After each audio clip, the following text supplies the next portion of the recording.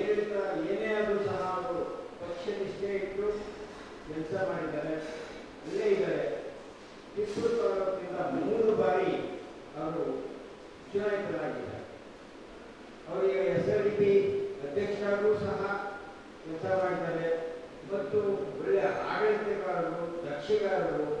ಅವರನ್ನ ನಮ್ಮ ಈ ಮುಂಬರುವ ಸಂಪುಟದಲ್ಲಿ ಅವರಿಗೆ ಪ್ರಾತಿನಿಧ್ಯ ಕೊಡಬೇಕು ಅಂತ ನಾನು ಮುಂದೆ ಬರುವಂಥ ಆಡಳಿತ ಮಂಡಳಿ ಕಾಂಗ್ರೆಸ್ನ ಪಕ್ಷವನ್ನು ಒತ್ತಾಯ ಮಾಡ್ತೇನೆ ನಮ್ಮ ಸಮಾಜದ ಪರವಾಗಿ.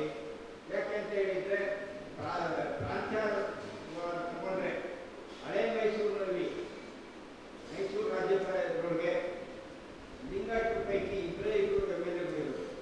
ಒಂದು ಕೆ. ಷಡಾಕ್ಷರಿ ಅವರು, ಇನ್ನೊಂದು ಗಣೇಶ್ ಪ್ರಸಾದ್ ಅವರು. ಈ ಪ್ರಾಂತ್ಯಗಳನ್ನು ನಾವು ತಗೊಂಡ್ರೆ ನಮ್ಮ ಸಂಘಕ್ಕೆ ಪಕ್ಷಕ್ಕೆ ಒಳ್ಳೆಯದಾಗುತ್ತೆ.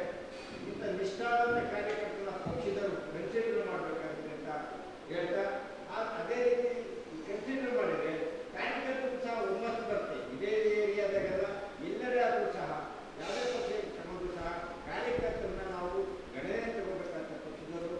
ಆದ್ದರಿಂದ ಕಾಂಗ್ರೆಸ್ ಪಕ್ಷದವರು ಮುಂದೆ ಬರೋ CLP ಲೀಡರು ಯಾರಿರ್ತಾರೋ ಅವರು ಷಡಾಕ್ಷರಿಯವರಿಗೆ ಮುಂದಿನ ಸಂಪುಟದಲ್ಲಿ ಮಂತ್ರಿ ಪದವಿ ಕೊಡಬೇಕು ಅಂತ ಹೇಳಿ ನಮ್ಮ ಸಮಾಜದ ಪರವಾಗಿ ಈ ಮೂಲಕ ನಾನು ಕೊಡ್ತೇನೆ.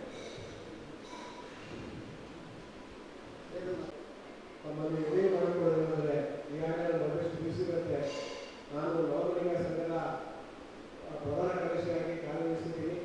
ನಮ್ಮ ಸಮಾಜದವರಾದಂಥ ಕಿತ್ತೂರಿನ ಜನಪ್ರಿಯ ಶಾಸಕರಾದಂಥ ಷಡಾಕ್ಷರಿಯವರಿಗೆ ವೃತ್ತಿಪದವಿಯನ್ನು